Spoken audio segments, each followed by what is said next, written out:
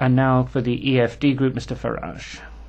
Well, for the first time this year, we have not just Mr Barroso, but President Van Rompuy has come to the chamber as well. And yet, look around you. What have we got? 5% turnout amongst members? Well, they haven't missed much.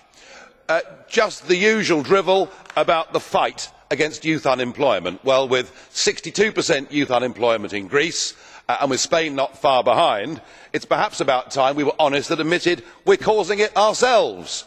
We're doing it through the misconstruction of the euro, through the obsession with global warming and the over-regulated business model. And yet your recipe is more bureaucracy, a youth guarantee scheme, another 6 billion for the Youth Employment Initiative, the setting up of the European Alliance for Apprenticeships, backed up by the Quality Framework for Traineeships, and the list goes on and on and on of yet more highly paid civil servants setting up organisations that will achieve nothing.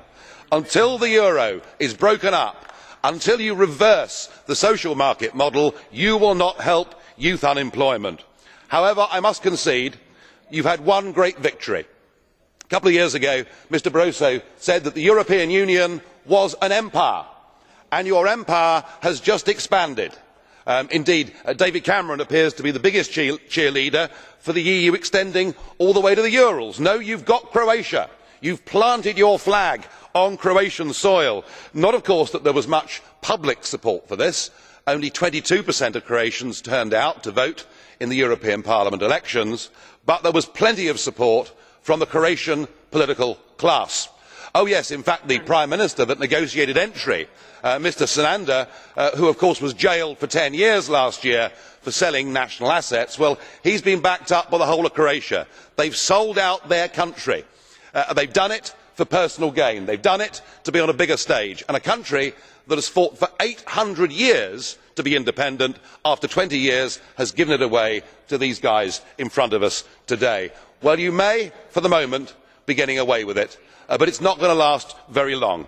There is a gathering electoral storm. It is coming on the left, on the centre and on the right. You can hardly fail to notice what has happened in big countries like France, like Italy, what is happening in Finland, what is happening in the Netherlands, and indeed even what is happening in Britain. And I think the European elections next year present the opportunity for us to show you, Mr Barroso, that the European project is reversible, and it needs to be reversed for the betterment of the peoples of Europe.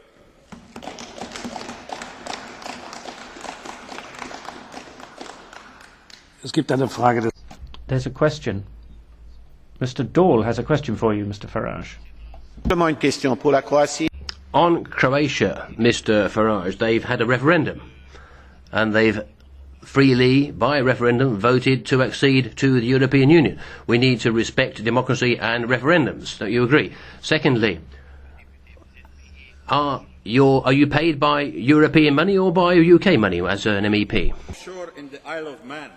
Well, there was a referendum in theory. You'll notice that less than 50% of people turned out to vote. You'll notice that millions of euros from the European institutions were poured for many years into Croatia. You'll notice there was something called pre-accession aid, we could call it bribery if you like, that was poured into Croatia, and there was a prize. We offered a prize for the first Eurosceptic article to appear in a Croatian newspaper, and in the 3 years leading up to the referendum we did not have to give away any money. And that is the point. It is a one-sided political debate, and it is all about the power of Brussels and the greed and vanity of politicians in member states. And yes, I am paid by the European Parliament, because what I am doing, just as the Scottish National Party do, just as the Irish nationalists in the 19th century did, is we are using this money to expose the waste, the fraud, the extent to which our countries are now governed by these chambers. And the sooner I get the opportunity, sir,